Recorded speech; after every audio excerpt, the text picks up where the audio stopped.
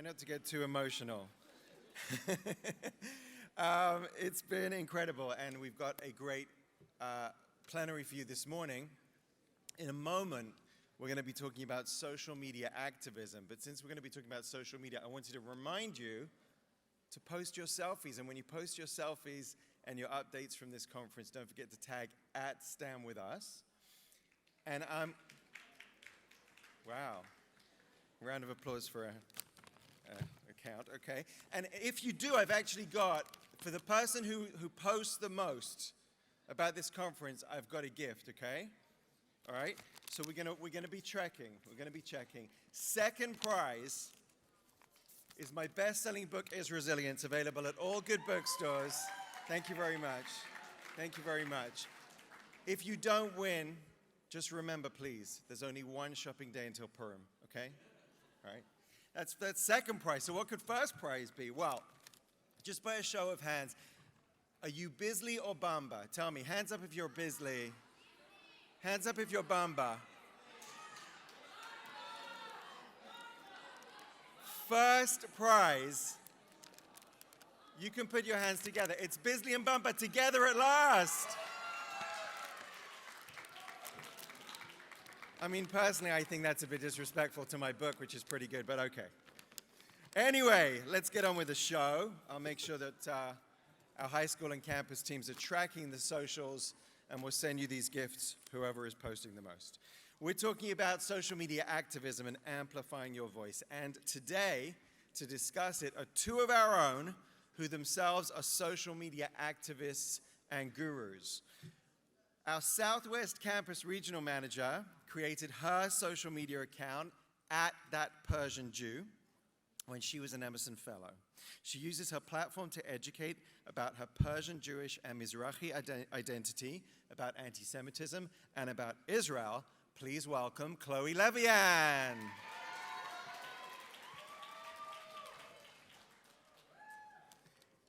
And joining Chloe is our Southeast Campus Regional Manager. She formed @Chalabak Girls following the rise in online anti-Semitism in May 2020 when she was a junior at the University of Miami. Her platform is dedicated to educating others about Israel and combating anti-Semitism while sharing Jewish culture and pride. Please welcome Jess Green.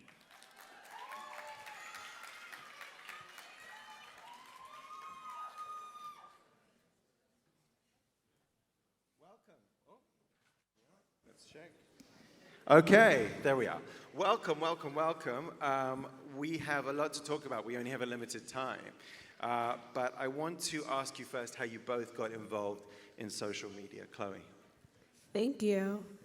So I first got involved in social media activism because I did not see myself represented online. I did not see other Persian, Jewish, Zionist women posting about Israel, posting about anti-Semitism, or posting about their identity. And I learned when I left my Persian Jewish bubble, there were many people who have never heard of Persian Jews and had dangerous misconceptions of who Jews and Zionists even are. And I'm able to actively combat that on my social media platform, That Persian Jew.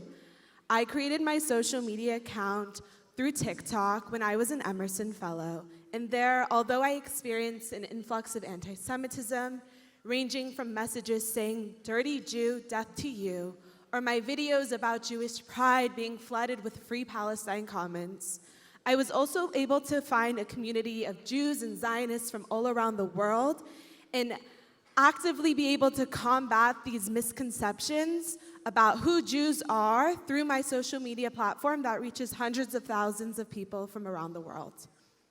Amazing. And so you're predominantly on which platforms? TikTok, Twitter, and Instagram, so follow me now. You knew that was coming. Jess, how did you get into social media activism? Yeah, so when I was a freshman at the University of Miami, I decided after 18 years of Jewish day school, I no longer wanted to do Jewish.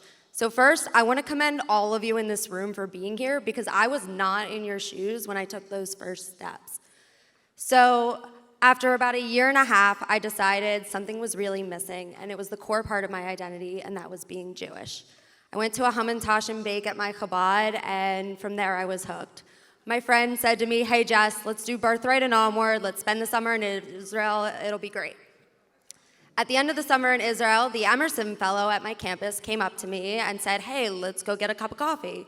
So we're getting a cup of coffee in Tel Aviv, and she says two very basic questions about Israel to me. I answer them both correctly, and she says, okay, you're gonna be my next vice president of Canes for Israel. And I was like, wait a minute. I hadn't been involved for the past 2 years. I didn't know if I could handle this role. And she said, you knew more about Israel than 99% of this campus. Let's educate everyone together.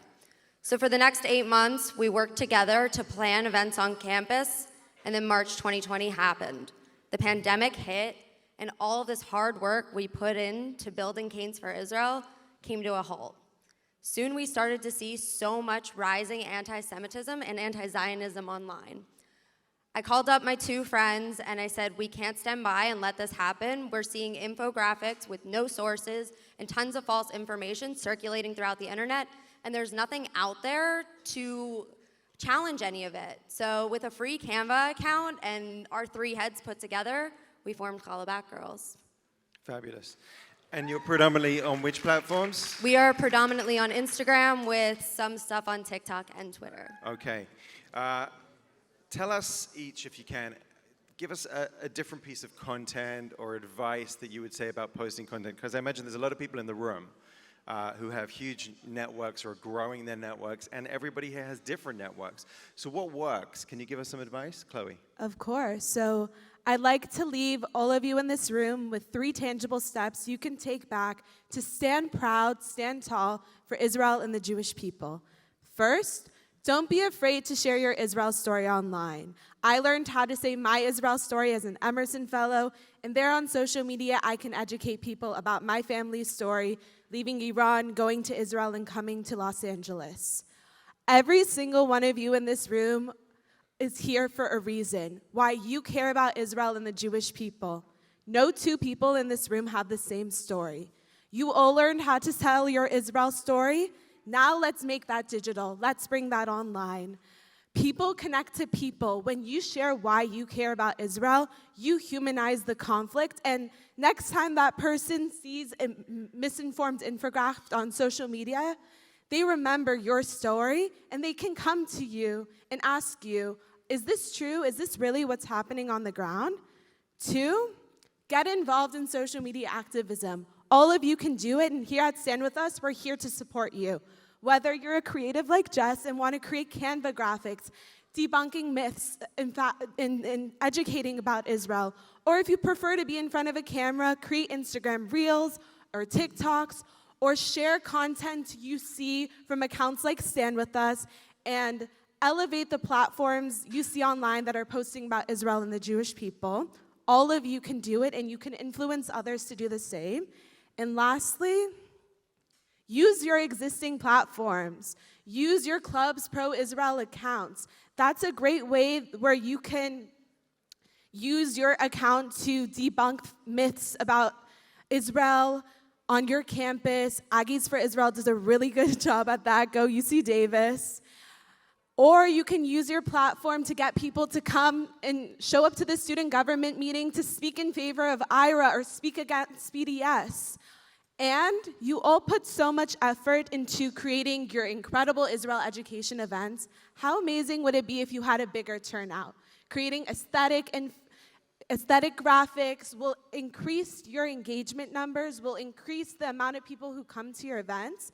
This is something you can all do. Share your Israel story online, get involved in social media activism, and use the existing platforms you have. And remember, Stand With Us, and the 3 of us are here to support you in your journeys online. Thank you, Chloe. Jess, share us your top tips. Yeah, so I have another 3 tips for you all. Number 1, you do not need to be an expert in social media to start your own platform. Call It Back Girls started with a free Canva account, and now we have 17,000 followers. Rule number 2 is stay current. Stay up to date with not only the trends, but also current events. It is so simple to turn on not only post notifications, but also breaking news alerts. Something that happened 2 weeks ago is not going to get as high of an engagement as something that is happening now. And then rule number 3, do not be afraid to share your opinion. There are so many Chala Batgirls posts out there where we're sharing our opinions, and people DM us saying, thank you so much. I was feeling so alone. I thought no one was thinking the same way that I was. And it's just a space to get our thoughts out there and remember that we're really not alone. So to recap, you do not need to be an expert in social media. Make sure you're staying up to date and share your opinion. Great, great advice. And we're joined here by our community members as well. So I'll say we'll be talking more in depth with the community members about social media later on. But this applies to you as well. Social media is regardless of gender, age, everything. So do get involved as well, because you never know whose lives you'll be touching. Do you guys have an example of when you made a difference? Do you want me to start? Okay. Go ahead. So there was one of our posts that we were not so sure if we should put out there because we knew we were going to get a lot of hate for it. And I'm going to be honest, it's really scary to put stuff out there and know that people are going to come for you and they're going to say really scary things. At the end of the day, we decided to post it. And as I was saying earlier, so many people came to us thanking us for speaking out. And I always say, if you're not going to speak out, no one else is going to be doing it for you. Excellent. And Chloe? So one weekend, we learned that Ira was going to be voted at the West Hollywood City Council meeting. And we saw so many social media accounts asking people to come and speak out against Ira. So I used my social media platform and I created an infographic asking people, calling on the community to come up and speak in support of Ira. And when we were at the city council meeting, there were people there who said, hi, are you that person too? I came from your social media account. And they came and they spoke in support of Ira, and it passed unanimously. It passed unanimously. Say that again. It passed unanimously. Passed unanimously. It passed unanimously. We did it a few weeks later with LA City Council, and being able to use my social media platform to get others in the community who are upset about the rise of anti-Semitism, upset about what we experience on a day-to-day basis, to be able to use their voices to speak out in support of Ira, in support of the Jewish people, was a really, really meaningful experience. Incredible. And an example of how social media can leverage real-world activism and make a huge difference. And of course, Stand With Us has a huge social media platform, as you know. Just by a show of hands, who does not follow Stand With Us? Security, could you just... no hands went up, just for the record. Not one hand that I saw, anyway. So, Stand With Us is a huge platform. There's so many resources on that you can use. 105 million peak weekly post reach around the world. And we started Stand With Us social media when social media was just like a new thing. And we've been successful on it by being relentless, by being ongoing, by being creative, and getting things out there. And that's super important. And you never know where it's going to take you, right? I was voted the 14th most influential Jew on Twitter. I'm not even the 14th most influential Jew in my house. So I'm just saying, you can do a lot with these things. And I want you all to support each other. So when you see your friends posting, share, like, comment. Let's amplify each other's voices. We mentioned we're stronger together. It's true on social media as well. We have a couple of minutes. Any last words, anything you want to say to this group to encourage them? Sure. I have those days where my comments are flooded with anti-Semitic comments, and it's really easy to harp in on that, think that the whole world is against you. You can turn off your comments. You can delete comments. You can report comments, and you could also not read your comments, because there are so many people. Everyone in this room is there to support you. Comment on other posts to support them, but don't let the anti-Semitic bullies take you down. Stand tall and stand together. Great stuff. Yes. Jess. I'll add to that. As Chloe was saying earlier, share your Israel story, but not only with others, write it down for yourself. Put it in your nightstand, put it away, keep it somewhere safe. There are days where it is going to be so hard, not only online, but on campus. And when you have those days, pull out your Israel story, remind yourself why you are here, and you will be so amazed of how much you just remember why you are doing this in the first place. Incredible. Thank you. And I would say, you know, you've got great power. You may not even realize it, right? By a show of hands, how many people have got more than 200 followers on social media, any social media? Okay, 300, keep your hands up, 400, 500,000, you're not playing here, that's not fair. Okay, we won't go further, but that's huge, right? These are huge networks, and you all reach different people. And you know, as a great rabbi once said, this is a great power, you should exercise it. With great power comes great responsibility. So you should utilize that. I think it was Spider-Man who said that, yeah? Okay, same thought. I want to thank you both for all you do. Do you want to add something? No? Okay, let's use our power, let's use our responsibility, and make sure you're following Jess and Chloe all across social media. Please give them a big round of applause. Thank you so much for all you're doing. Thank you.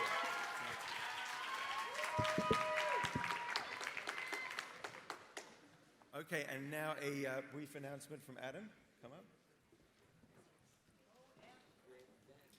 Good morning, everybody.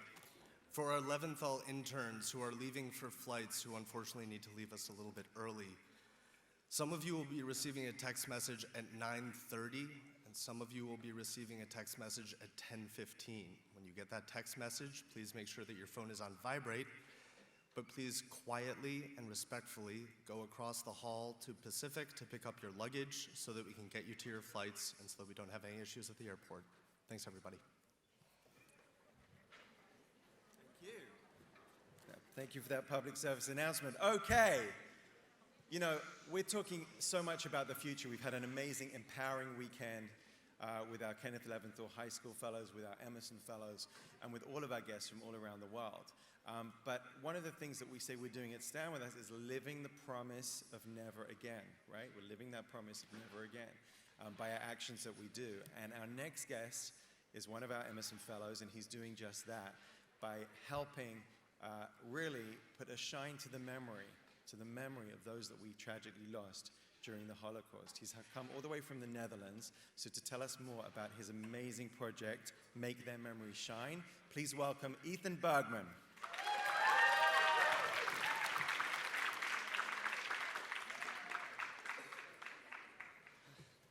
All right, hello everyone.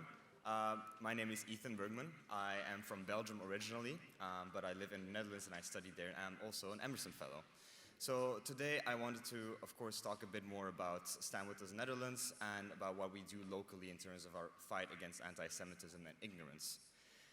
You should know that Stand With Us Netherlands is very unique in the fact that it's a very recent chapter of Stand With Us, and it's the only Stand With Us chapter in the entire world which is based in a country where the Holocaust happened. So of course we have an added responsibility of combating anti-Semitism and bringing back a lot of memories that have to do with the Holocaust. So one of the projects that I founded myself with, of course, the help from Stand With Us, it's a Stand With Us initiated project, is something called Make Their Memory Shine. So what is that? It's an inclusive and progressive movement created by Jewish students fed up with ignorance and hate. It creates multicultural events, educational material, and initiatives based around the maintaining of Stolpersteine. You might not know what that is, but those are stumbling stones. Of course, if you've been to Berlin, you might have seen those gold stones in the streets, and believe it or not, you can actually find those across Europe. So this is something that we really want to work towards a bit more concretely with the help of the Stand With Us Holocaust Education Center. Give me a second. There we go. Let's try to work on the clicker. So, what are these stones and what are we exactly doing? Well, Stumbling Stones is a very recent initiative. It's the world's biggest decentralized memorial to victims of Nazi persecutions.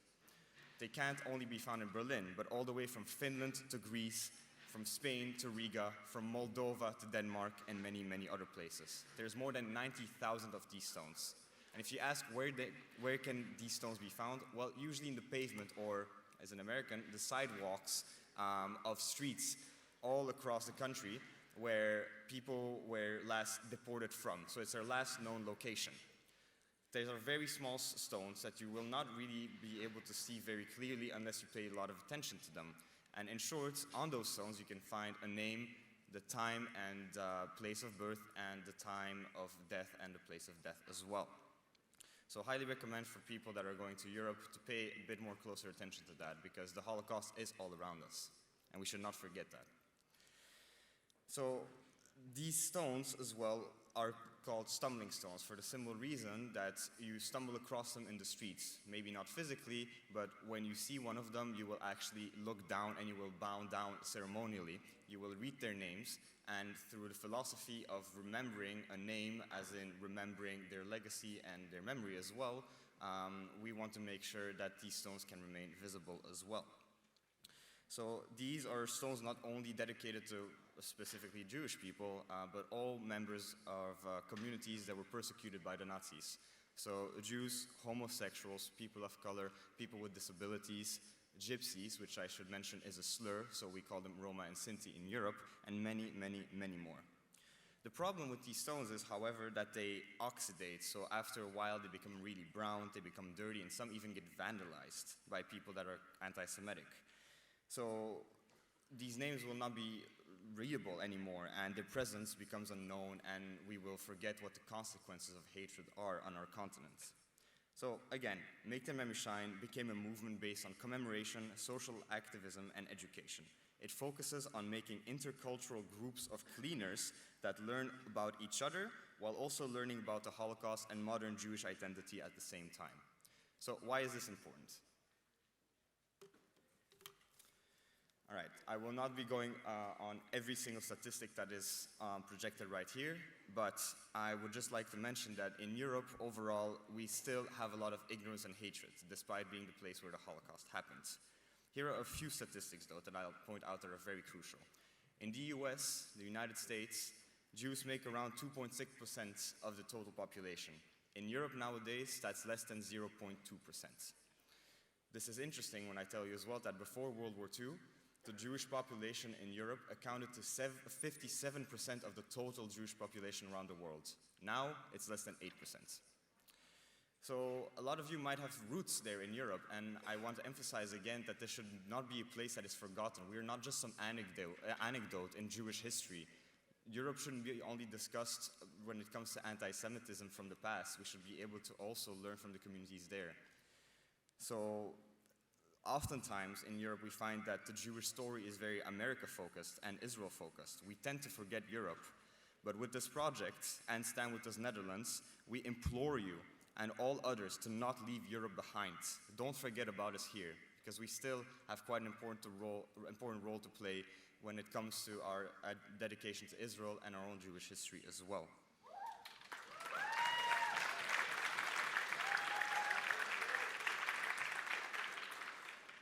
Something else, coming back to ignorance. So ignorance, as you might know and guess, is the #1 enemy of the Jewish people. That has always been the bane of, our persecution, so to say.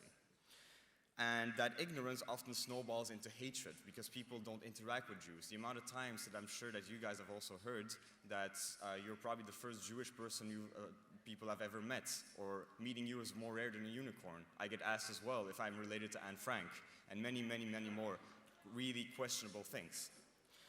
So something coming back to the point of ignorance snowballing to hatred, education can also snowball into acceptance and tolerance and peace, and that's what we're trying to foster. We're trying to make a harmonious society by combating that ignorance while commemorating victims of the Holocaust and people that are, victims of persecution altogether. Jews in Europe, if people have never met Jews, they will often find us in two contexts, right? One of them being endless victims and sheep to the slaughter during the Holocaust, and the other one would be supposed baby killers in the Middle East. We are basically much, much more than those two notions, and people should know that. So this is an opportunity to connect commemoration with what we have today as well. MTMS, or Make Their Memory Shine, is meant to make people aware of the Holocaust and modern Jewish identity, whilst fostering dialogue to combat that ignorance. In an era where the Holocaust survivors disappear, we need a proactive initiative to educate about the Holocaust outside of classrooms based on sincere interaction. You can see all of that with these statistics. I myself started doing the first cleanup of a city with these stumbling stones Right after myself, I had an anti-Semitic experience where a swastika was carved into my door and my mezuzah was ripped off my door as well. This was at university. So, coming back to the next point. In short, we have three basic values or three basic philosophies that we work through, which is commemoration, where we will have little ceremonies based around the stones that you can find across Europe. Secondly, education, because we educate in person and also through our social media presence, which I'll get to in a bit.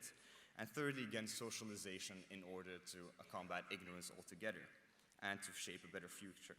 We like to emphasize as well that a person is only forgotten when their name is forgotten.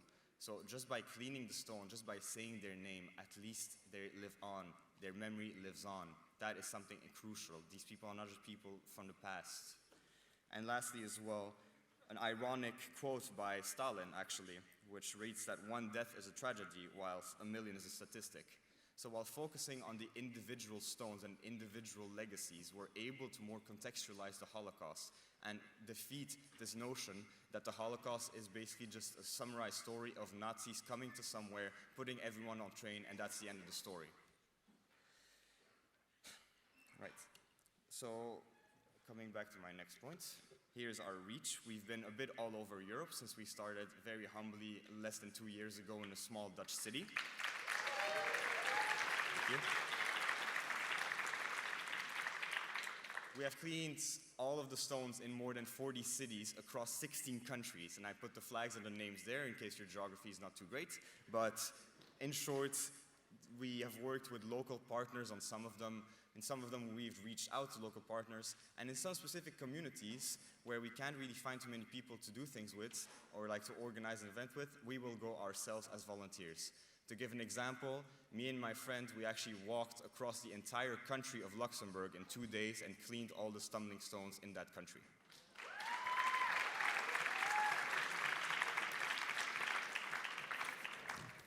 And we hope, of course, with the help of StandWithUs and many, many others, that we're able to, of course, bring this project to many, many other countries as well and many places.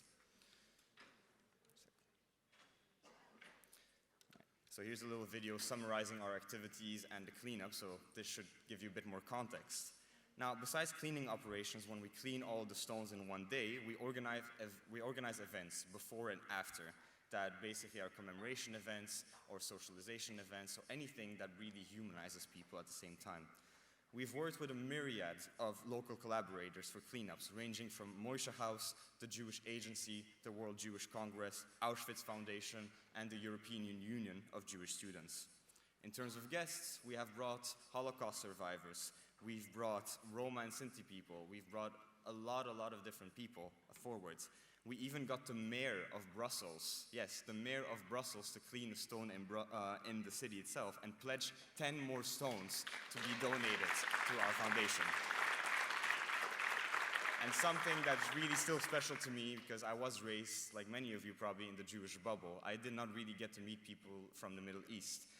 A year ago, we actually met up with Syrian refugees in Amsterdam, and we learned about them, they learned about us, and they learned about the Holocaust as well for the first time.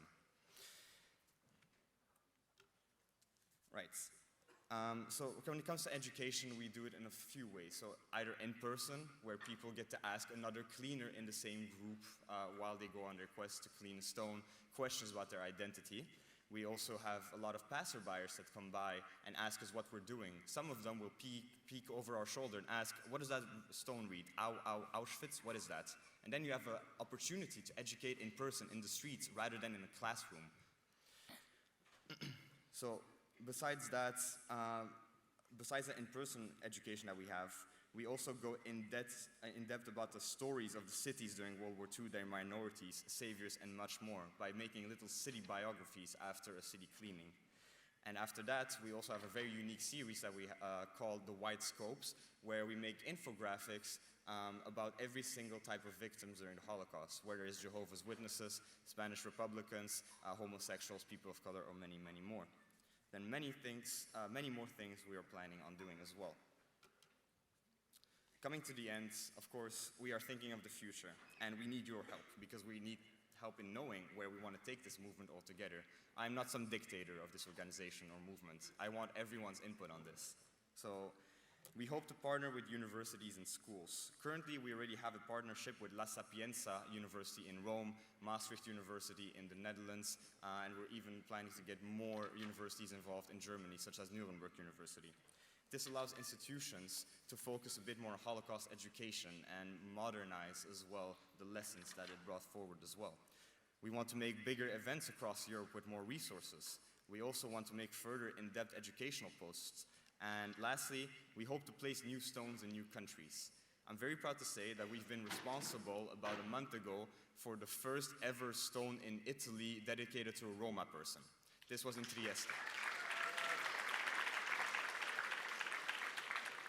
Also, about 2 months ago, I went to the country of North Macedonia, which is above Greece, spoke to the only Jewish member of parliament in the Balkans, Rachel Mizrahi, who also agreed to have 10 stones placed in that country for the first ever time. And yeah, thank you. And lastly as well, you can grab your phones now because I will just like to say that I'm very happy that you were enthusiastic about this movement. But since it's a movement, would love your input and your thoughts. This humble project is really my baby, and I believe it can be revolutionary for Holocaust education. So feel free to visit our website and follow us on Instagram. So come talk to us and help us make their memory shine. Thank you very much.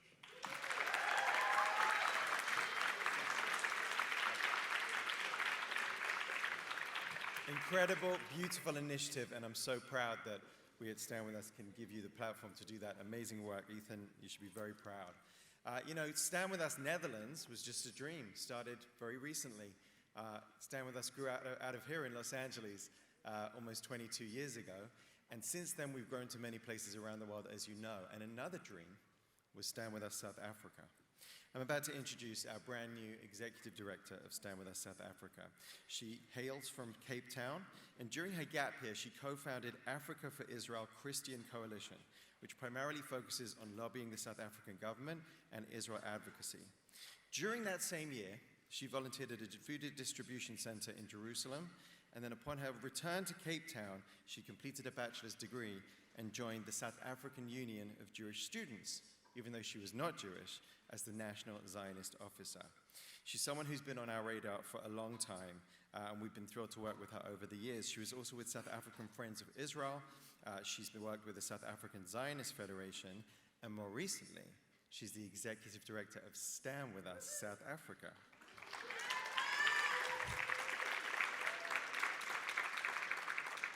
And I want to give a shout out to our South African delegation of students having you here for the first time at International Conference. They traveled the longest to get here, and we're so proud that you're here with us, so really, it's great to see you all. Ladies and gentlemen, please welcome Cassandra Mayakesu.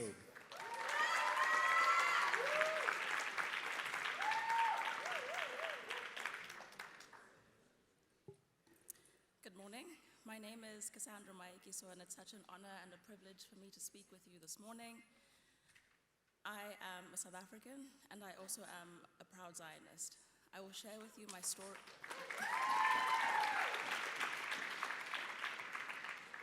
I'd like to share a little bit about my family history, what South Africa under an actual apartheid was like, and my journey that got me to being here today in front of you.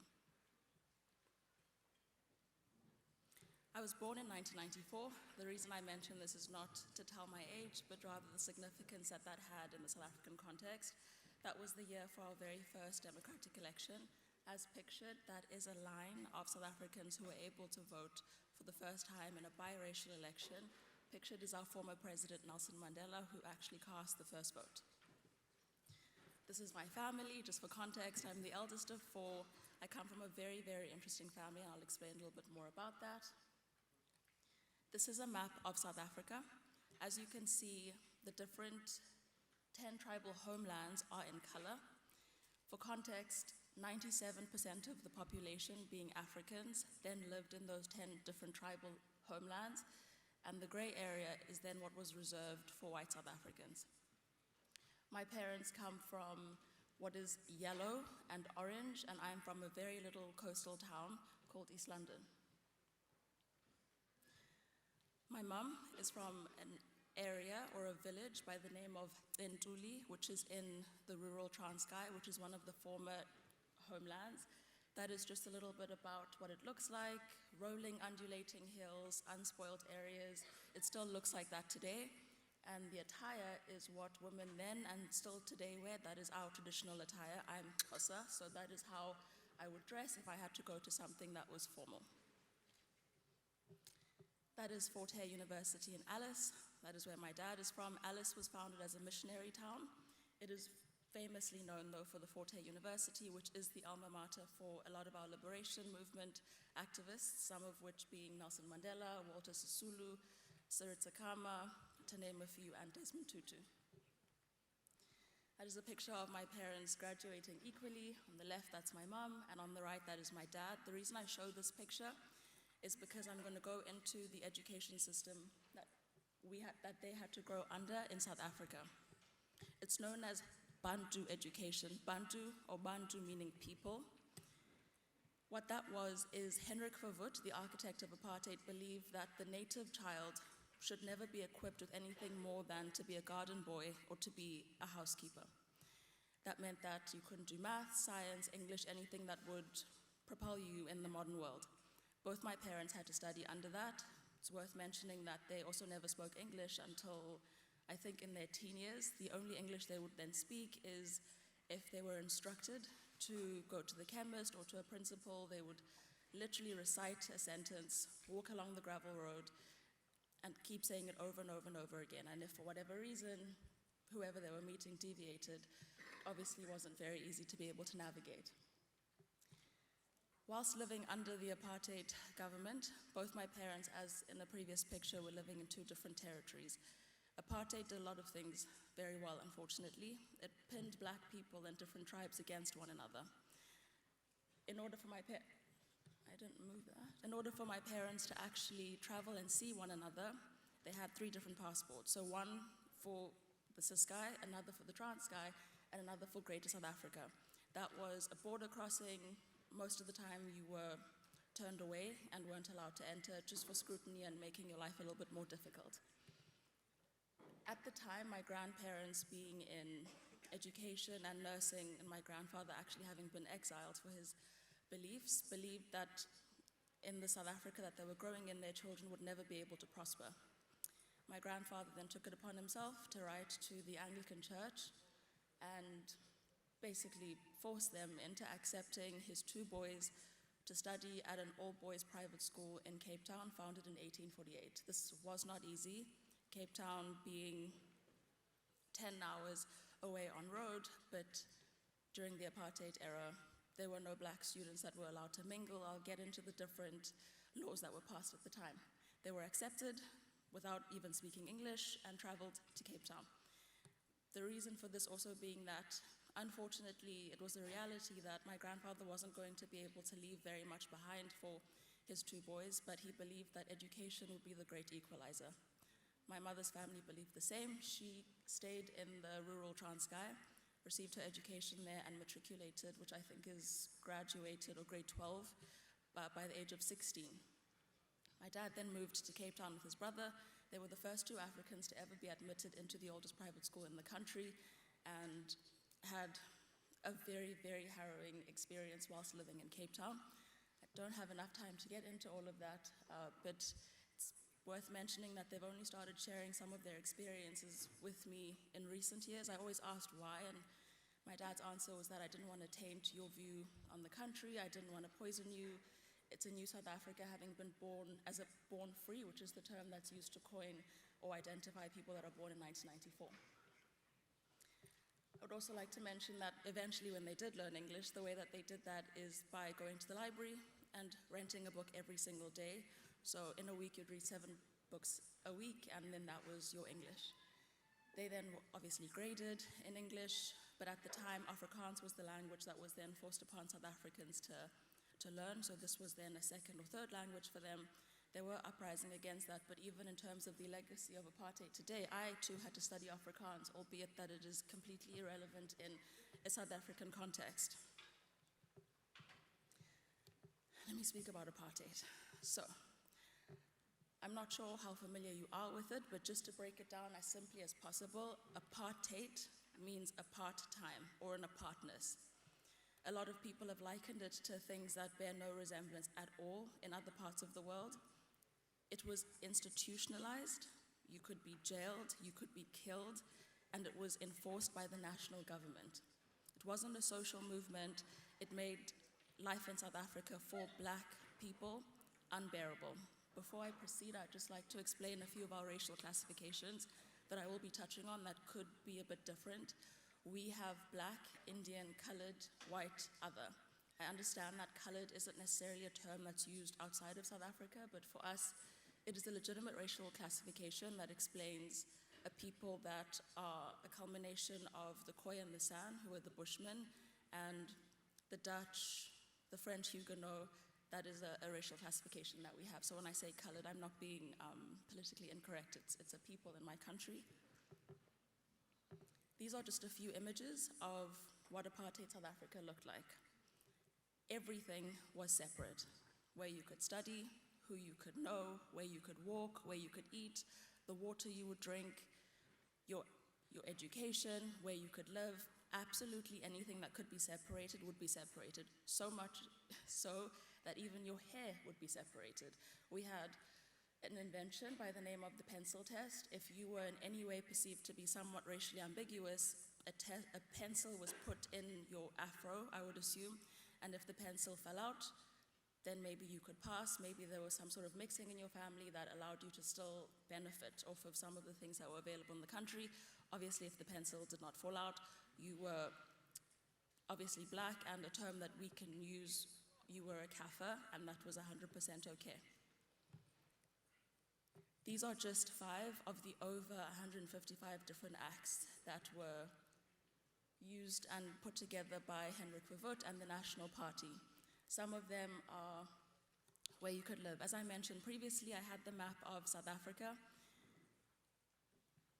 Majority of the population, almost 100% of South Africa is African, but that is the land that you had to live on. You couldn't grow anything, it was not necessarily near water. They then used a black-on-black violence in the sense that you then created homeland leaders. The homeland leaders were then tasked with making the black lives in the homelands even worse by perpetuating the tribal disputes. Another thing is the Group Areas Act. I'll, for the interest of time, be very quick. That's just where you could stay. If you were black, you couldn't own land. If you were white, you could own and rent land. Bantu education, as I mentioned, was how you would study. It was in Afrikaans, and it did not allow you to progress. That is still seen today in South Africa, in just the demographics and the lack of opportunity that exists still for the majority of the country. Then there's also the Mixed Marriages Act. In addition to that, there was also an Immoralities Act. So not only you cannot marry across color lines, you cannot in any way engage romantically with someone who does not look like you. These are some of the other images, the protesting, the brutality against children, the passes, which was called a dom pass. You had to carry it, it explained where you were allowed to be, at what time, what your curfew was, who your master was, where you worked. All of that is to say that I eventually then moved to Cape Town. My family chose to move there, and I studied at an all-girls Anglican school. My education was really good, again in keeping with what my grandparents had passed on, that education really is the only thing that will give you an opportunity in today's world. I loved it. I participated in sports, academics, culture, but it was an incredibly alienating experience, being that I was the only black student in my year, grade, sports field, classes, neighborhood, everything. So I didn't necessarily grow up around other black students. Also, being that my family raised us a little bit differently to observe things that black people don't necessarily, which would be more akin to what we've seen here today, was further othering. I then decided, let me just move to Israel. I wanted to study law, and I decided to take a gap year. It was very close to home for me in the sense that I'd never traveled, my parents had. This was the most freeing experience I could ever have experienced. Reasons being that in South Africa as a woman, albeit that I grew up in an entirely white neighborhood that was very, very safe, I couldn't walk around, I couldn't go for a run, given the statistics of crime in the country. Got to Israel, I could walk wherever I wanted, I could take public transport, which is something I never did in South Africa. In addition, I got to meet people that are very, very different to me, be at the Knesset, and our very own Charlotte is actually in one of the images. This was about 9 years ago when Charlotte had led one of our delegations. This also included my very serendipitous meet cute with StandWithUs at the offices, which has obviously had a full circle moment before us now. And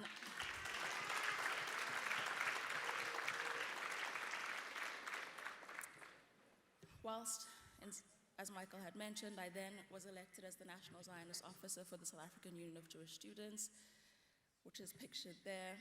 I got to work with very incredible people, both Ethiopian Father Gabriel Nadaf, and represent South Africa on campus. This is a little bit of what Israel Apartheid Week can look like. On the left, that is a display by the South African Union of Jewish Students. It's a Spread Hummus Not Hate campaign. On the right is what every single day for about 2 weeks looks like on campus. Jewish students typically aren't on campus. They have to hide who they are. They have to hide what they're wearing. Otherwise, more often than not only will there be hate speech, but there could be a physical altercation. That is the BDS on the one side of Jami Plaza, that is in Cape Town. Some of my work then involved working closely with StandWithUs as pictured with different delegations. That is Titi, who was Miss Israel, who thankfully StandWithUs had brought to speak on campuses.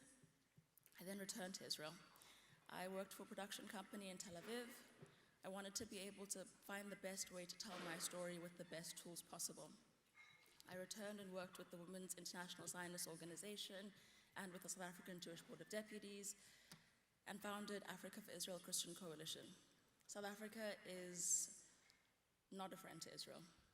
I think that's very clear, and it became important not only to work within churches, within schools, but to also lobby at a governmental level. That is a conference that was hosted and put together by my parents, in which we put declarations forward, stated that as South Africans we support Israel, and got different pastors from all around the world to sign that declaration, and it was handed over to government. Our very own Rolene Marx also wrote an article about my time there with my dad. This is more of the work that we did. It goes to countries like Brazil and working with prominent Christian leaders here in the United States of America. Pictured here is a church, a colored church in Cape Town that I'm sure you're all aware of, the Jerusalem, a song that became viral, I think, during COVID.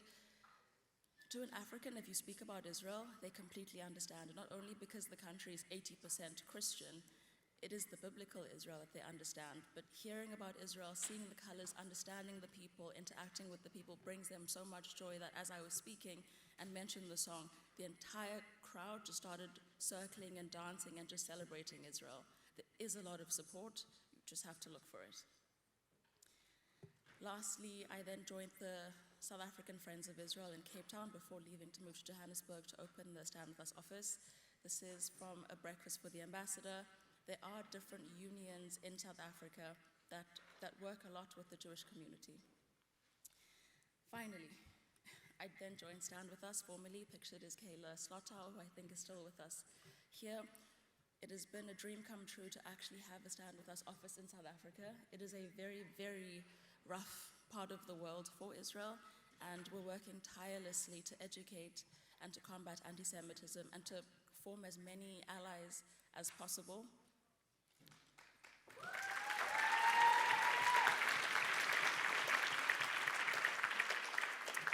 And that is all. That is our fellowship that we have. We've been operational now for 6 months, and we have 10 fellows, 3 of which are here today, and we just are so thankful that we have this opportunity. That is my story.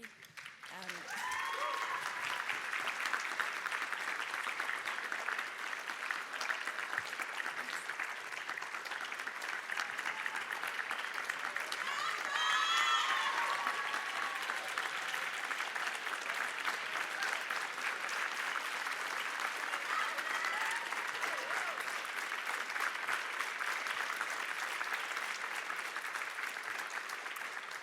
thank you. I just wanted to say thank you for listening to my story, and it's just the beginning of a beautiful journey.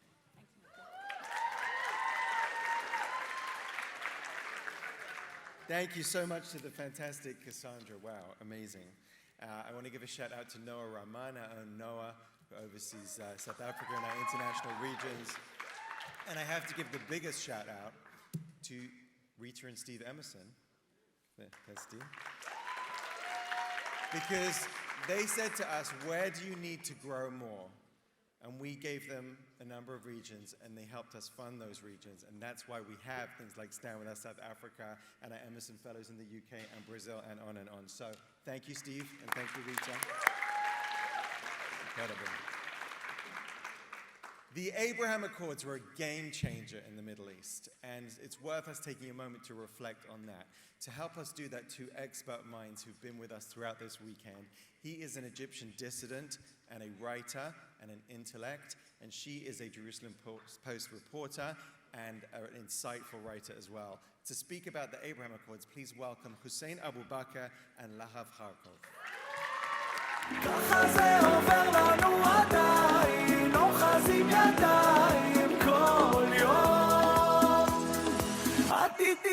Good morning, everyone. Thank you. Very excited to be here. This has been a fabulous and amazing weekend, and I'm very happy to be here to discuss the Abraham Accords with Lahav. First of all, Lahav, let me ask you. You live in Israel. What is the Abraham Accord to the average Israeli? What effect did it have? Let's say I'm an Israeli. It's been 2 years almost. What effect does it have on people? Well, first of all, we've exported our greatest cultural asset to Dubai. What is that? Omer Adam. Oh. He lives there now. But to take the question a little He more lives seriously. there? I did not know that. Yeah, he moved. Oh, wow. He moved. In any case, to take it more seriously, I mean, the Abraham Accords were a real game changer for the Middle East and for Israel's position in the Middle East. You know, hundreds of thousands of Israelis have vacationed in Dubai, which is very nice, but that's not the real impact. The real impact is greater integration for Israel into the region, which is great for our economy, and it's great for peace. The fact that 3 Arab nations, and hopefully 4, Sudan sort of on its way, let's put it that way, have really fully established relations with Israel and are able to, those relations have been able to survive through bumps on the road, through different conflicts and issues with the Palestinians that have happened since August 2020, sets an example for everyone else in the region that it can be done and that it's mutually beneficial. I think that's huge. I think that's something that Israelis have wanted for a really long time, and you know, we have it now and people see it as a success. And I think it gives a lot of hope for the future. Amazing. And okay, let me ask you a question. So a lot of people, and you would see this in a lot of the major media and reports from think tanks, and I hear it from a lot of folks in DC. Listen, this is all good, but this is just business. This is just money. These are 2 countries that are well off in the Middle East, that have a lot of poor countries, who just decided to make business together. Is this real enough to go down to people, to change the way people have relations with each other, to change how the ways people view Israel and have relations with Israel? Look, first of all, I take issue with the idea that it's just business. I mean, trade is a huge part of relations between countries. You know, the EU is Israel's biggest trading partner, and a lot of talks between Israel and the EU have to do with trade, or even the UK post-Brexit. You know, Israel's the first country to have a trade deal with the UK post-Brexit, and that's a big part of relations. So, first of all, the fact that business is a big part of Israel-UAE relations is not just. It's what makes it normal. You know, it's what makes it 2 countries that are working together to advance their interests. That's what international relations are. And I think it shows the double standard that people set for Israel, that like somehow that's not good enough. Like they have to be, you know, Zionists in order for the relations to count. You know, how many countries in the world does Israel have relations with that we disagree on a lot of things. But the point is that we want to be normal. We want to be accepted as a normal part of the region and part of the world.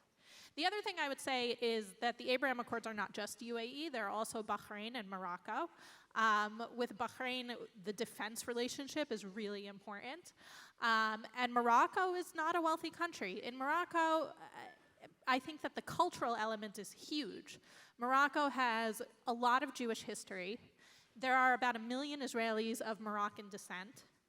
And the people-to-people relations between Israel and Morocco, I think, are a huge element. And that's something that I think people are not talking about enough. Yeah, I agree. Yeah. I want to hear from you, how do you think the Abraham Accords are being accepted throughout the Arab world? So through the Arab world, of course, the Abraham Accords represents a change. It represents something different. That doesn't mean that everybody wants that change. That doesn't mean that everybody supports that change.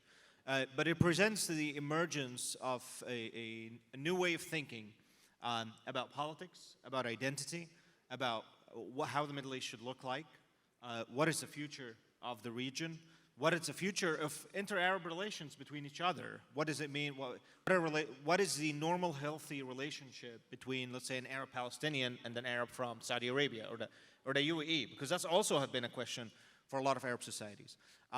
Now, a lot of people who are eager to change things, people who are have had enough with a lot of the dysfunction that's been going on in the Middle East for the past decade. Since it's been going on for a long time, but of course since the Arab Spring, things really took a very tragic turns in a lot of places. So it gives those people a way to think about the potential future. So a lot of people who want change are behind the Abraham Accords. And it's becoming, especially amongst circles in other Arab countries that are not the UAE and not the Arab Gulf, it's becoming kind of a dividing line, politically and culturally, of who supports a different way to think about politics, a different way to think about identity, and who doesn't, who's still stuck in the Arab cause and the struggle of all the Arab people to get rid of Zionism and to get rid of Israel, and so on. But in the Arab Gulf specifically, where this is centered, the UAE, as you said, the Abraham Accords is not just the UAE, but the UAE is a center of attention because it's really one of the most powerful Arab countries, and they are the ones who led this. This would not have happened without the UAE specifically. For them, this represents part of a bigger project of national transformation and economic transformation that is happening to several Arab nations, Saudi Arabia, UAE, Bahrain, and the leaders and the elites in those countries have already made their decisions. It's not even a conversation about the Abraham Accords. So those countries are committed to their relationship, and this is why their relationship, I think, survived all the major bumps that happened with the conflicts. It's so, I talked to a lot of Emirati officials, and I think one of the things that really shocked them in this relationship is how much drama happens in Israel in a very short span of time. Like, they didn't expect that they will have to deal with all of this so quickly. Yeah, well, welcome to Israel. We're very dramatic. But one of the great things that I think the UAE has done, and this is a project that they began even before the Abraham Accords, is that they have the Abrahamic house, I think it's called. The Abrahamic family house. Yeah, tell us about house, that. Right, Yeah. so they have 3 houses of worship in one sort of compound. They have a mosque, a church, and a synagogue representing the Abrahamic religions. The synagogue just opened, I think it was last week or 2 weeks ago, and it's sort of the first officially sanctioned synagogue in the UAE. It's a very big deal. They have a rabbi that they pay who is the rabbi of that synagogue. And it's supposed to be really the most obvious sort of outward sign of their emphasis on tolerance. And that's become a huge emphasis, and Jewish life in the UAE has grown. The trend started before the Abraham Accords, and then the Abraham Accords it grew exponentially. Yeah, the Abrahamic family house, I definitely suggest all of you to check it out. It's absolutely historic. This is the first synagogue to be built in an Arab country in a very, very long time. So it's absolutely amazing. I think they could have done better on the choice of their architect. That's just me. Other than that, it's wonderful. It's supposed to look like a sukkah, for those of you who are familiar. It is an interesting look. Yeah. But let me ask you this, okay? So we talked about the Abraham Accords. Let me ask you about Palestinians and the Arab Israelis. What does the Abraham Accords means to them? We talked about how it means to the Emiratis. What does it mean to Jewish Israelis? Okay, let's talk about the people at the center of this conflict. So I think it's a really interesting question because people in general like to conflate Israeli Arabs and Palestinians, and this is one of the places where their reaction was completely 180 degrees different. When you poll Israeli Arabs about the Abraham Accords, like overwhelmingly 9 out of 10 are supportive. They were really excited about it. First of all, it's just for them personally, there's a lot of opportunities there to do business in the world in Arabic and tourism, and so it's just they overwhelmingly supported it. Interestingly, the Arab Knesset members did not support it as much as the polls showed, but that's something that happens a lot in Israel. It's a little bit of a interesting relationship between the Knesset members and what the actual Israeli Arabs want in polls, at least. But the Palestinians had an opposite reaction. You know, there were videos of Palestinians burning effigies of Sheikh Zayed, who's the leader of the UAE, and really speaking out very strongly against the UAE. And then eventually Mahmoud Abbas, Palestinian Authority president, had to apologize because they went very far, and the Emiratis really are powerful in the Middle East. But they saw it as a betrayal of basically the Arab boycott of Israel. That the Arab peace plan or the Saudi peace plan, it's known under different names, says that the Arab countries are not supposed to have relations with Israel before there's peace with the Palestinians. And you know, the UAE, Bahrain, Morocco, and Sudan decided to go their own way. Right. Let me ask you, okay, another question. So the UAE, okay, they signed the Abraham Accords with Israel. They're doing all of this. Palestinians burned their flags and burned their effigies and so on. And then the UAE, let's say, they go to international platforms, the UN, the Security Council, and they still vote with the Arab bloc to condemn Israel, to vilify Israel. What's going on? Well, as I said before, when we were talking about emphasizing business, right? There are a lot of countries that don't behave exactly the way Israel would like, and Israel still has normal relations with them. So for starters, you know, there are a lot of countries in the world that vote against Israel in the UN, and we have decent relations with them. So that's not a deal breaker. I think overall, you know, their loyalties lie with the Arab world, and to some extent that includes the Palestinians, loyalties to the Palestinians, and so they want to have it both ways, and Israel lets countries have it both ways. You know, Israel tries to campaign when there's a big UN vote coming up to different countries, and they go to their foreign ministries and they say, please vote with us or at least abstain. But it's never been a deal breaker for Israel. And so, you know, the UAE is just one of, you know, dozens of countries around the world that behave in that way. The United States was instrumental in the Abraham Accords. As it is, the United States always is instrumental in all the mediation and the peace accords that happens between Arabs and Jews, and the United States will always be important in that way.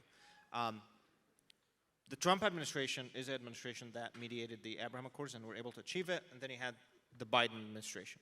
Do we see any approach between the two administrations, and what is the Biden administration doing at the moment about the Abraham Accords? So the Biden administration's behavior has been interesting. It's been somewhat inconsistent, let's put it that way. On the campaign, Biden's among the few things that Trump did that Biden said he would continue was, first of all, recognition of Jerusalem as Israel's capital, and second, the Abraham Accords. He actually praised the Abraham Accords. Once he came into office, so Secretary of State Antony Blinken and other people in the administration, they wouldn't say the words Abraham Accords. They were like, you know, normalization agreements and things like that. And then people started to notice it. There started to be media coverage. People started to read into it and say, well, what does this mean about the Biden administration's commitment to the Abraham Accords? So then they reverted to using the words Abraham Accords sometimes.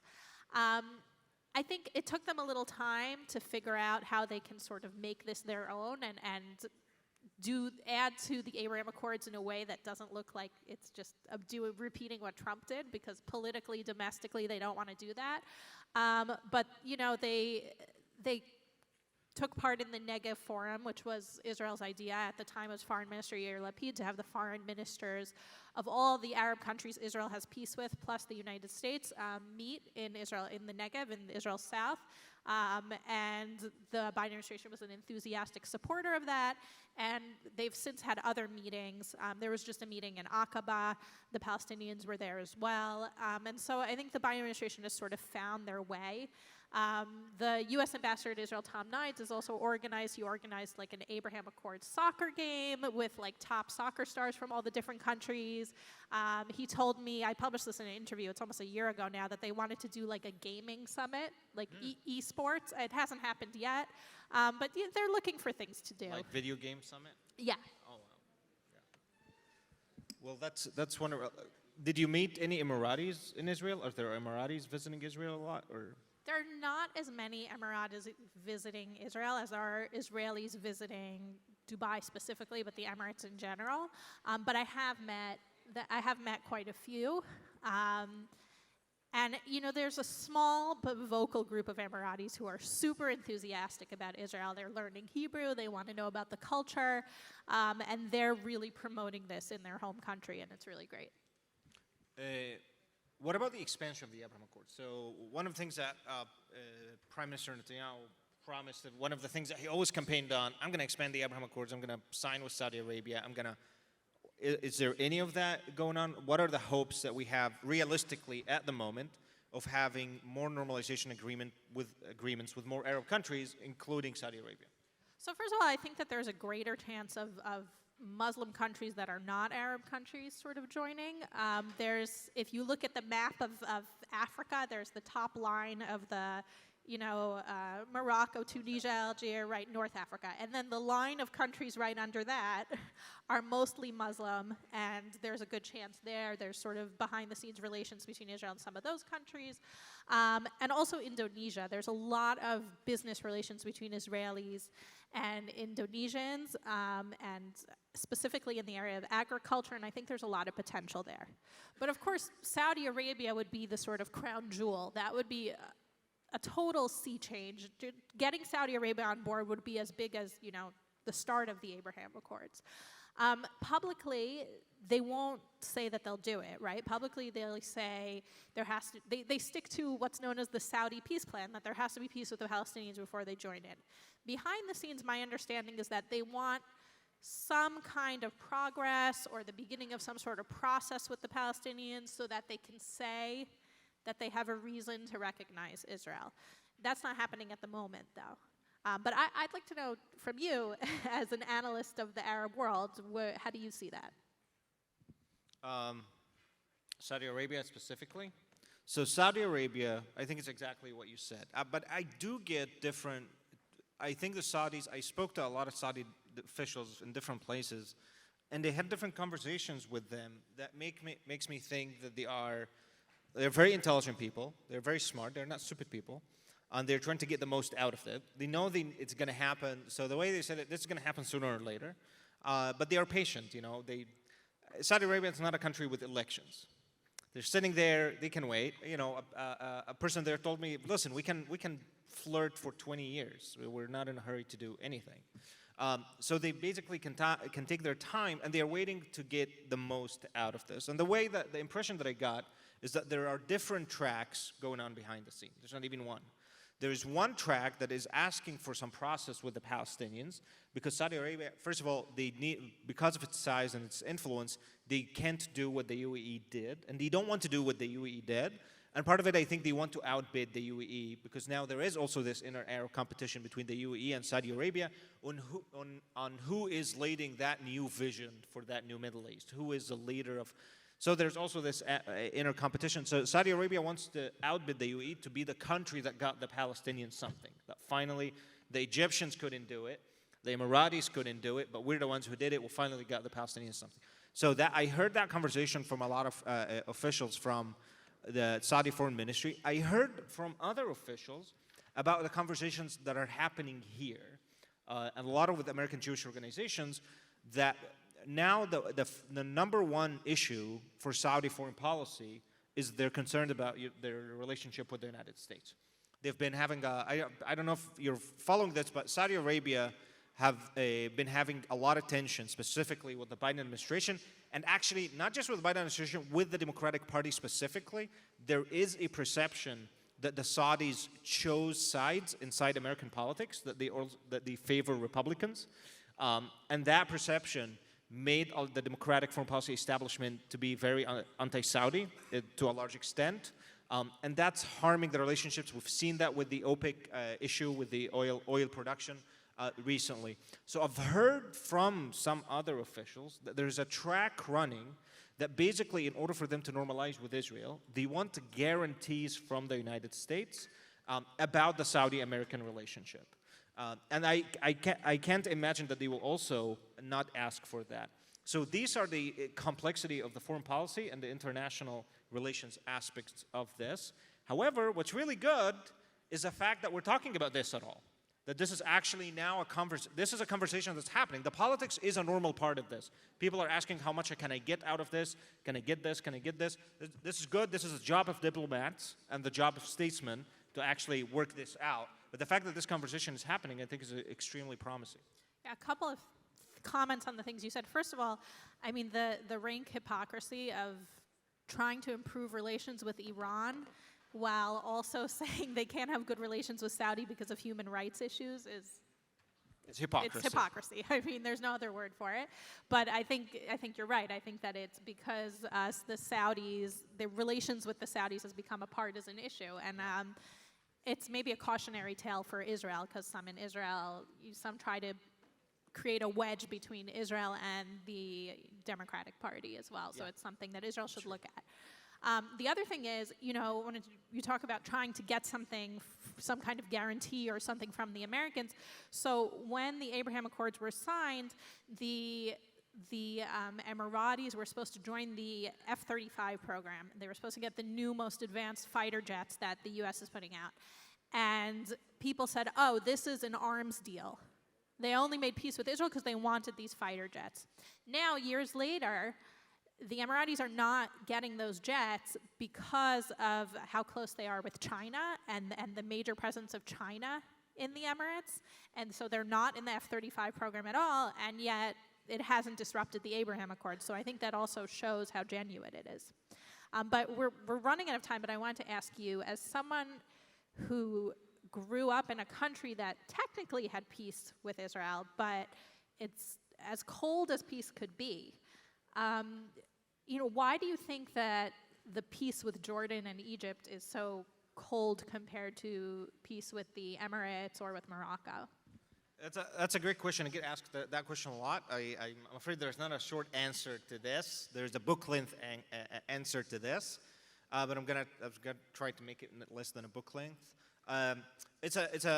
Different factors played into this, including historical factors that played into the composition of the national identity of those countries, as well as, of course, their own geopolitical position currently and what they can do and what they can't do.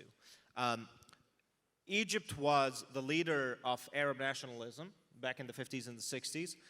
This shaped, in a very similar way to the Palestinians, shaped the way they think about themselves, shaped their national identity, shaped how they think about Israel, and it's been extremely difficult for them to move away from that Arab nationalist conception of themselves, of the struggle against Israel, of the hatred towards Zionism, of imperialism and global colonialism, things of that sort. The Gulf Arabs, historically, they had very different problems. They had religious fundamentalism. That was their biggest problem, but they never adopted Arab nationalism. And they never fought a war with Israel. And they never fought a war with Israel. They gave money. That's what they did. They gave money, they supported, they gave money to terrorists, historically. The Emiratis want to forget that today. I get it why they want to forget that. They gave money to terrorist organizations that killed Israelis. There's no doubt about it. So they gave money to these stuff, but that doesn't mean that they fully adopted these ideologies or even understood them. Now, they changed, they evolved. Dubai today, when the people in Dubai and Abu Dhabi, when they look to their cities, they don't see two cities that belong to the world of Damascus and Baghdad and Beirut that is collapsing and Damascus that's on fire. They see two international cities that belong to the world of New York, Frankfurt, London. They made it. They made it And they don't need to be in that mindset anymore. This makes it substantially different, the ways that the Emiratis think about the relationship with Israel, and the way that the Egyptians and the Jordanian think about the relationship with Israel. In the Jordanian, then you have the complexity of the fact that over half of the population is originally Palestinian. So that also is a major stability concern for the Jordanians. They have to have that I would say, hostile posture, despite of the peace agreement with Israel. They have a hostile posture towards Israel. The Emiratis and the Saudis, they don't have any of that. They are very far. They never fought a war against Israel. They never really adopted Arab nationalism. And now they are creating their own nationalisms. Saudi nationalism is now rising. Emirati nationalism is rising. And they think differently about these things. We really have to wrap up, but it's interesting because of the 4 Abraham Accord countries, Sudan did actually participate in wars against Israel, but they, of course, are in a state of total disarray, and hopefully they will come out better and still having peace with Israel. That's true. And Morocco, the cultural, historical ties, of course, as you said, play a huge role in this. Thank you very much, Lahav. This was a pleasure. Thank you. Thank you, everyone.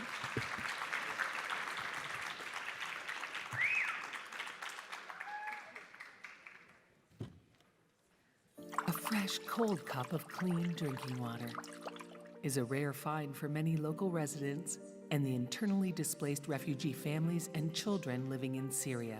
But together, we can help change this reality. This unit you see here is an innovative solution, a state-of-the-art water generator that makes water out of thin air using solar power. It was just installed in the Kidney Dialysis and Disease Center in the National Hospital in Raqqa City, with the help of our partners and your generous donations. This is the second unit installed. MFA's plan is to install many of these completely independent and almost zero maintenance and zero running cost solutions into schools, hospitals, and clinics in Syria's Northeast Channel region, where they will serve thousands of people. Our thinking at MFA: find a long-term solution, not a quick-fix project that does not address the complexities of the problem. So our long-term solution had to meet a few criteria: be quick and simple to install, and small in scale. Our solution makes water from the humidity in air, so no drilling of wells is needed. And have low to zero yearly maintenance costs, no wells, which means no pumps and motors to regularly maintain and service.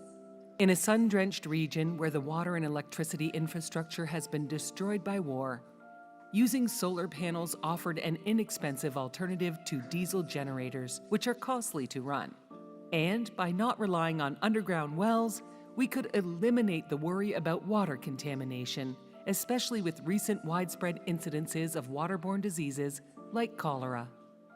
The Raqqa Center is currently serving 112 patients daily with 127 doctors, nurses, and staff.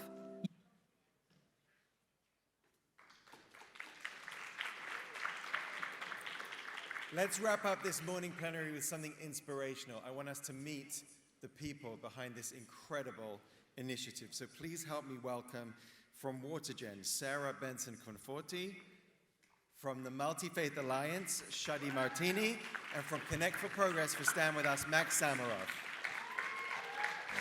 Ερωτευμένος μα δεν ξέρω που θα βγει. Δεν έχω απάντηση, δεν ξέρω το γιατί. Okay, so this is a pretty incredible thing, and we're going to do something in this panel that's an exclusive right here. So look, watch out for that at the end. Incredible work. Sarah, let me turn to you first, if I can. Tell us, please, a bit about what you do, first of all. Yeah, definitely. Well, first of all, thank you. This is an amazing event, and I'm very happy to take part in it. My name is Dr. Sarah Benson-Conforti, and I come not from too far away. I live in Palo Alto in California, and I represent WaterGen today as the Vice President of Business Development and Strategy in the Americas. Thank you. And Shadi, please introduce yourself. Hi, everyone. My name is Shadi Martini. I'm the CEO of the Multi-Faith Alliance. I was born and raised in the city of Aleppo, Syria, and now reside here in the United States. Thank you. And Max? Hi, I think you know me. I'm Max. I'm Executive Director of Research and Strategy at StandWithUs, and also leading our initiative Connect for Progress, which we'll talk a little bit more about. So Sarah, let me start with you. Can you tell us a bit more about WaterGen's technology and why the company believes that they should be using humanitarian products, they should be running humanitarian projects all around the world? So let's start with a few facts for the audience. So annually, over 1 million people die from lack of access to safe and clean drinking water. In a matter of fact, by the end of this 10-minute panel, 5 children will die from a waterborne illness. And over 700 million people all over the world have no access to safe drinking water. Now let that sink in and resonate, because over 7 million people in the world have something called a smartphone in their pockets. So it just gives you a little bit of perspective. So WaterGen is an Israeli-based company that was founded in 2009 with the aim to bring a renewable water solution to the world. As you were mentioning humanitarian crisis, Michael, when we discuss humanitarian crisis, what is it that it entails? So it entails being cut off from the conventional infrastructure. It entails having no access to the most basic need human being and any living creatures need, which is water. So what WaterGen has done, it has basically created an amazing solution that creates water, produces it out of the air. And the way that it does it is basically based on the very, what we call conventional natural process in nature, which is called condensation. And I'm sure that every morning you guys wake up, you can see the little droplets on the windows. This is water. So all around us, there is over 1.4 million cubic kilometers of water. Imagine it or not. And what we have managed to do is basically take a piece of equipment called the heat exchanger, and it's a device that actually exists today in a lot of the, what we call home appliances. You can find it in washers and dryers and etc. And we actually innovated, did a lot of innovation around the heat exchanger, patented over 50 patents, and made it much more efficient so that it can create today, straight from the air, anywhere between 5 to 1,500 gallons of pure drinking water straight from the air, using either solar power or electricity. Incredible.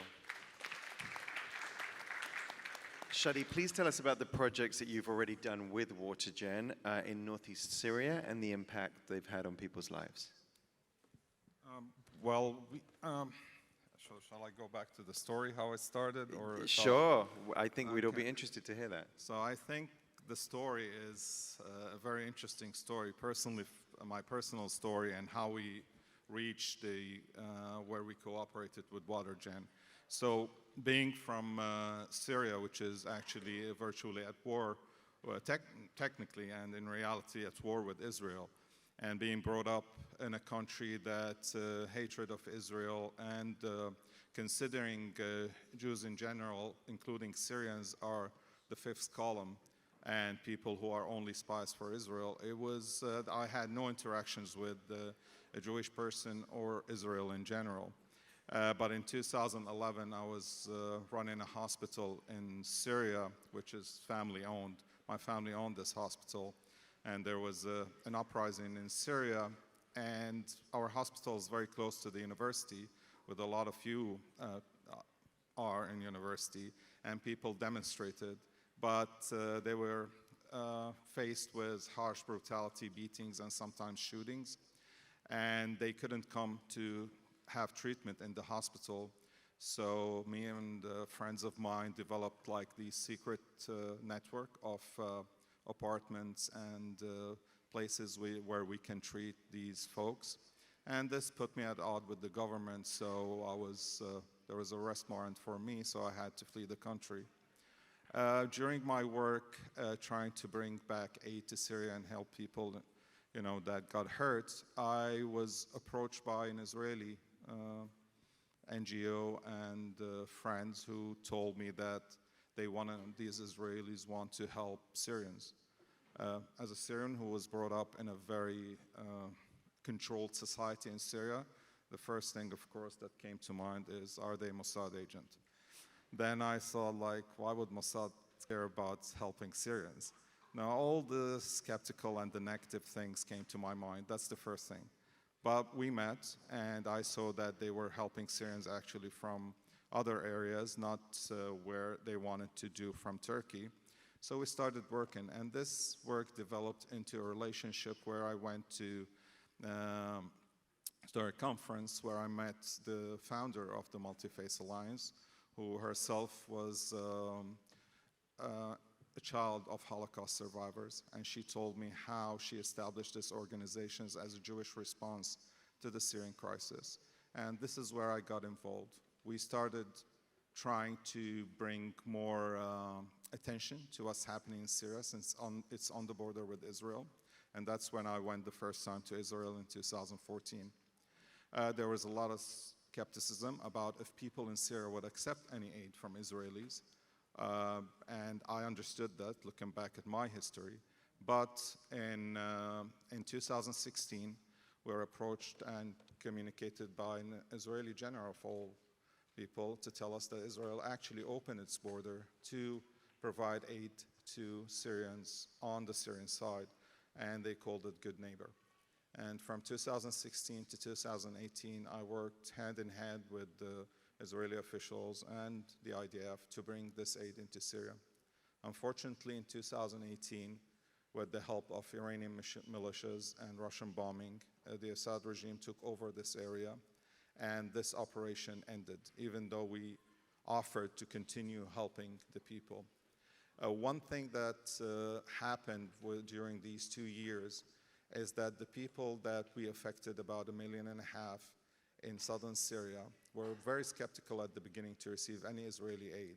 But after a year, they would come to us and said, when is the aid from Israel is coming? Because it's really much, much better quality than the aid that we are receiving by the UN. So people were welcoming. They were having people treated in Israel. They were having children and their mother getting checks, regular checks in Israel, and the relations between the two sides were totally different. And that was the definition of winning hearts and minds. After that, we came into, we thought, we don't want to lose this hope that we've built, this reactions to former enemies. So we thought, what can we offer to areas that has no border connections with Israel inside Syria, but at the same time benefit? And we thought Israel is a startup nation, so let's check what technologies that can benefit humanity.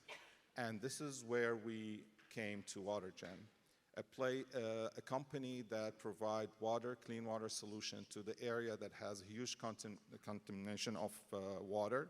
We had a cholera outbreak that was crossing borders, even affecting Jordan and some population in Israel. And that's where we started with WaterGen, and we implemented 2 projects with WaterGen. And we have more now in-house brought from Israel into Syria with a very complicated logistics, but it happened.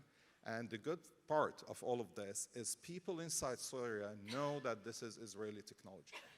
And everyone was welcoming of this. Actually, we had a lot of support from locals, and they were so happy, and we had more facilities, schools, and hospitals that are coming to us and say, can you provide us with this amazing technology to our facilities? And this is what we are doing in Incredible, Syria. incredible work.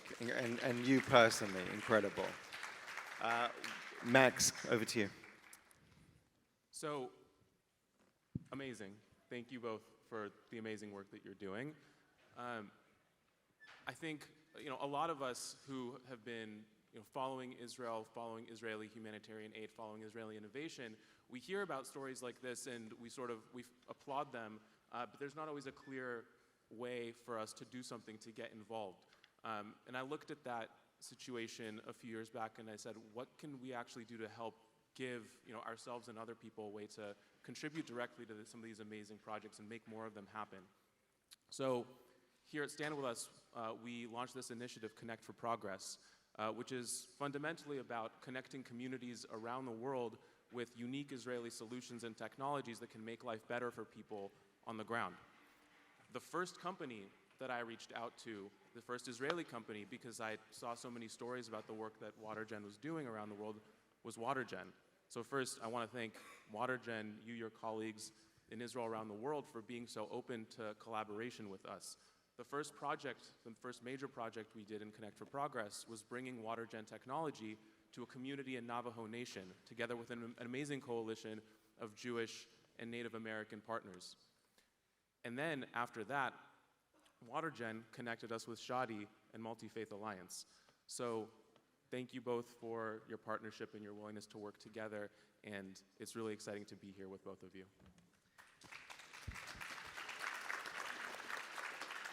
And we have a very exciting announcement for you now. Shadi, would you like to take it away? Yeah, thank you, Will. This is a magnificent opportunity, and thank you for inviting us. We have a funder that has a matching opportunity, and this is what that Max have graciously helped us develop here, is to match any funds that has been raised here to buy more WaterGen units so we can install in more facilities in Syria. We're literally focusing on schools because we think schools and hospitals, but now since we are already established in hospitals, we want to start in schools because that's the place where you either learn hate or you learn how to love your neighbor. And we want people to be able to have access to free sources. So what we are doing is with WaterGen technology, we're providing clean water, but at the same time, as you've seen in the video, we're providing solar power because to these facilities so people can have internet and can have ability to study in a better environment. So we will, if you see on the screen, you have a QR code for this campaign, and any dollar that is raised by this campaign will be matched by our funder, and it will go to provide one WaterGen unit to a facility inside Syria. Thank you. Amazing. Sarah, are you excited about this? Yeah, I'm very, very excited, and I want to invite everyone in the audience and beyond to come and participate in this amazing campaign. I just want you to bear in mind the fact that the world is losing over $260 billion in economic benefits a year because of lack of access to safe drinking water and sanitation. And women and girls all over the world are spending over 260 million hours annually just to go and haul water. So imagine what kind of an impact does that create. So I invite everyone to come and be a partner and take part in this impact, because ROI is return on impact. Thank you. Absolutely. So, a lot of you saw me on stage here, a day ago or a couple of days ago, talking about how to answer the most difficult questions, how to have the most difficult conversations. There's a time to fight the hate, to fight the misinformation, to deal with the difficult issues, and there's also a time to put that aside and do something very simple, at least for us. It's simple for us because of the amazing work that these two organizations have already done. It's simple for us because we have an opportunity by participating in Water for Peace to lift up people in northern Syria, to lift up Israel, and honestly, to lift up ourselves, all of you, because if we succeed in this campaign, you all can go to your campuses, to your high schools, to your communities and say, we helped make this project happen. We can tell the world we helped make this project happen, bringing Israelis and Syrians closer together. and making people's lives better in a tangible way. So please join us, and after we're going to be sending out a whole packet of materials so you can actually run with this campaign in your high schools, campuses, communities. Thank you. Well, you can start right now by taking out your phone and scanning the QR code. Sarah, please. I just wanted to add how impactful it is, especially in areas of dispute such as in Syria. Shadi and I had a previous conversation about it, how governments use water and other infrastructure as a weapon against their own people.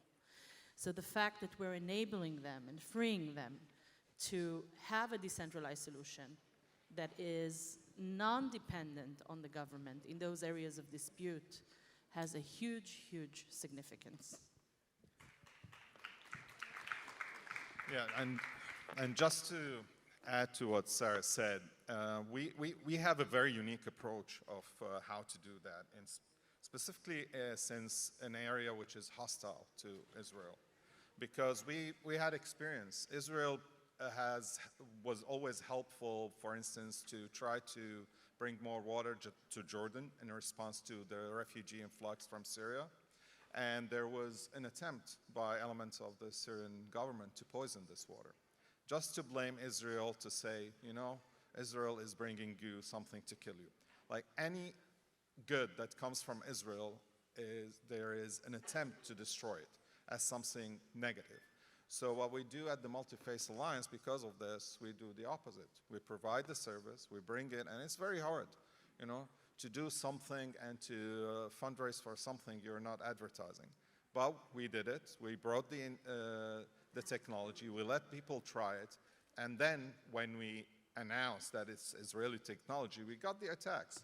But what happened was totally the opposite of what the people who attacked our efforts expected. It was actually positive reaction from local Syrians who saw what's the benefit from this Israeli technology is providing to them. So we've succeeded in breaking this cycle of hatred that have been, you know, fed to a lot of these populations without them knowing or interactions with anything that has to do with Israel. So we've succeeded, and I think the more we interact and we bring more technology and something beneficial to areas around Israel, that is going to be the future for the Middle East, and where Israel is seen as a net positive for this region and its population, not what the haters and the enemies of peace and the enemies of Israel and the anti-Semites want to portray Israel as. Thank you. Thank you. I want to thank Sarah for all you're doing at WaterGen with this, you know, really giving life to people in Syria and in many other places as well. I want to thank Shadi for being an amazing partner, and we're thrilled to have you here and to host you here and for bringing our peoples together. And I want to thank Max for Connect for Progress and giving us all an opportunity to be a part of this. So if you want to be part of Water for Peace, please do follow up with the information you're going to be given. Join the campaign. Let's help raise awareness for this as widely as we can. We're going to be doing it on Stand With Us platforms as well. Please give my sincere thanks to our amazing panel. Thank you so, so much. Thank you all. And that brings our morning plenary almost to a close. Just to close us out, I want to call upon our CEO and co-founder, Roz Rothstein. Roz, come to the stage. And as she comes to the stage, we want to wish a very quick happy birthday to, whose birthday is it? Oh, yes, Abby Barnett, if she's still here. Abby Barnett, happy birthday to you. We're not going to sing, but imagine that we did just because we're running late. Roz. Hi. Just want to welcome all the new community members who are joining us, who have joined us this morning, last night. Thank you for being here. We're excited about our program today. And I wanted to bid farewell to all of you who have been here, and I'm not going to be able to say goodbye to all of you necessarily individually. I just wanted to congratulate you for being here, wish you luck, make sure you understand you have a huge network, huge support, huge information. Take the brochures on the way out, all the Stand With Us things that are on the tables, because when you do engage in social media and you do want to teach, it's good to have that information in front of you. so that you're really, you know, right on the information with that. So with that, thank you again. Accept a faraway hug from me. And, Rose, we know- have a minute, I'm told. So do you want to maybe call on some students to maybe share how the weekend was for them very quickly? Sure. Would anybody like to share in this room what it was that you loved about the weekend specifically? Anything special? Just a quick sharing, okay. But stand up and Michael is And giving say you- where you're from. Look at this. Here you go. So hello everyone, excuse me for my morning voice. It will be more dramatic, so try to embrace it. My name is Guy, I'm a 27-year-old student from Tel Aviv. First I want to thank you for the opportunity to take part in this significant event. It's a great honor, really. I had left Israel thinking that the goal of this week was to tell my story. And after these few days, I realized that it was much more important for me to listen to yours, to the students' stories. You gave me strength, and I want to give you back. I want all of you to know that we are one big family here, and we need to stick for each other. I want you to walk proudly with a smile in your schools, because our people has been hunted for years, and we're done hiding, we're done. That's it. We're all together here. We have we can demand to be treated with respect, not as privileged, but as human beings. Thank you. Thank you so much. Thank you for that. And what I said to all the Israeli fellows that have graduated our programs, and I really mean it, your strength, guys, gives the strength to everybody else. So we need your strength. We need your stories. So please continue sharing. You know you never graduate. Stand with us, right? Okay, anybody else want to share? Only from the Israeli table? This is good. Okay. Wait, we'll come back to you. You don't need to come up to the stage. Just use the mic. Okay. Hi, everybody. My name is Naomi Rosenberg, originally from Belgium, now in the Southeast, so shout out to Jess Green. So I'm very grateful for this weekend, not only because it's wonderful to see the network that we have available for us, but also to see that it's not just one campus that's willing to fight this fight, and that all of us are putting in the work, blood, sweat, and tears, whatever that may look like for you, but giving that energy for something that's bigger than yourself. And so it's wonderful to be part of that as well. Thank you. Thank you. Thank you. Wait 1 second. I just want to piggyback on the network. Remember the network. We have this huge international network, and we all think very clearly and convene around the issues of supporting Israel and fighting anti-Semitism. So we are together in that. And remember that 21 years ago, we did not have this. We had nothing. I mean, we had a lot at Tsuris. We were pulling our hair out. But this is what we have now. We have a huge network. We're together. We're bigger than big. Okay. Perfect.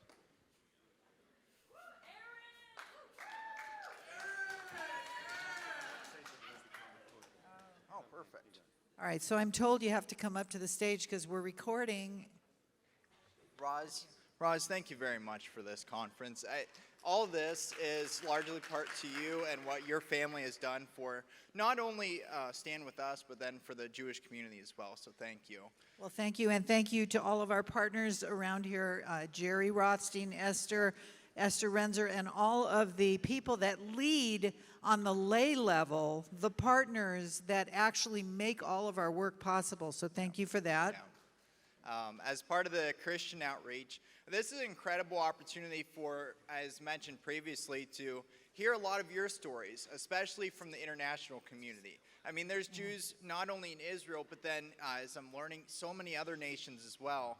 And to be able to hear their experiences and how they're able to learn from this conference and then go back to their homes, share their personal stories and how they can make a difference is emboldening for me to go back to campus where largely people don't know Israel's story, or at least they don't have a reason to care. And when it comes to my ability to share your story with them, that's going to be important for education moving forward. So thank you.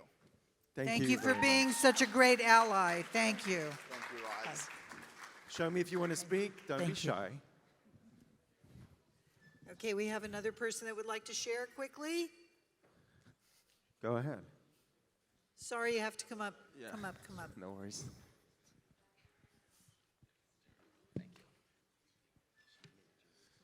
So, I'm part of the Israeli delegation. I'm Roy. Actually, we've been here 3 days before the conference to share stories. We walked around in Hillel's colleges, in other universities, and we shared our personal stories. My one was a story about how we treated Syrian civilians on the Syrian borders. I wanted to tell you that besides sharing our story, what was really interesting here is to hear all of your stories and how you handle all this anti-Semitism in your own universities. Because when we live in Israel, we are just living in Israel. We don't know what's happening around the world so much. We just live our lives and handle the bad situation as they come.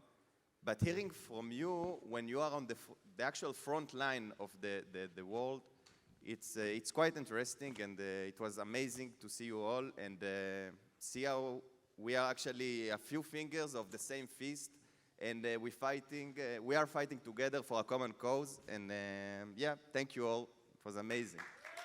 Thank you. A quick final word, because I know we're running late, but I would be wrong if I didn't call up Steve Emerson to the stage. I'm going to bring him up. Come up, Of course, Steve is going to come up and speak, but I wanted to say that is the network. We're all part of one cause, and that is so cool to be together with people that are not going to argue with you, not going to put you down, not going to marginalize you, not going to make you feel small. Here and in the world now, you know you're big. You're bigger than big. And Steve.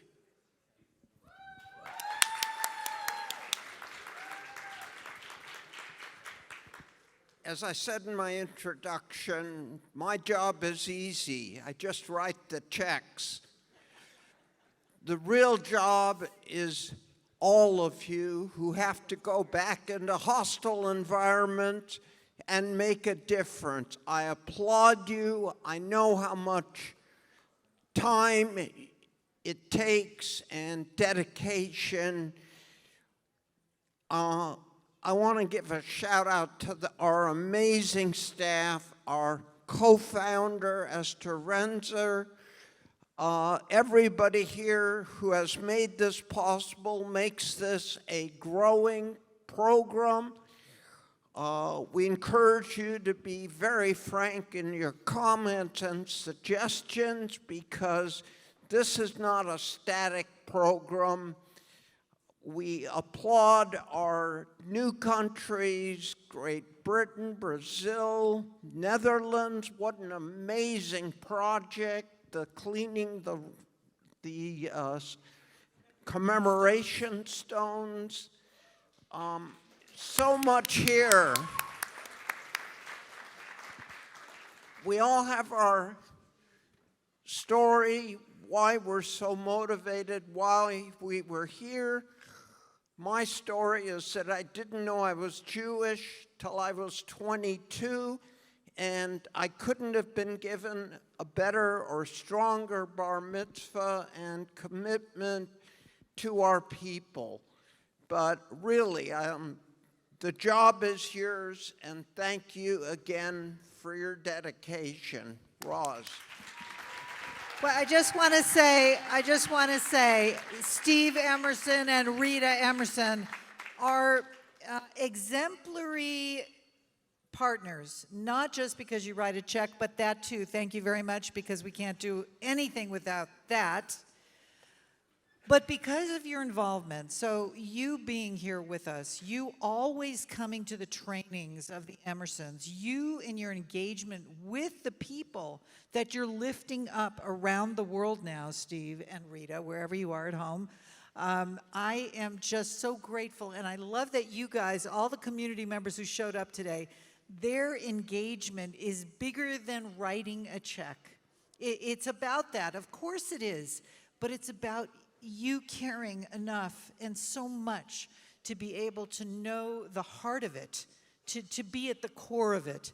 So that is what I wanted to say about Steve and Rita and everybody that is like you, Steve and Rita. Thank you, Stephen. Thank you, Rose. Our community members, if we can meet back here in 10 minutes. You have a 10-minute break, so 11 o'clock, please be back in the room. Everybody else, thank you for making this such a special weekend. Have a safe journey home, everybody.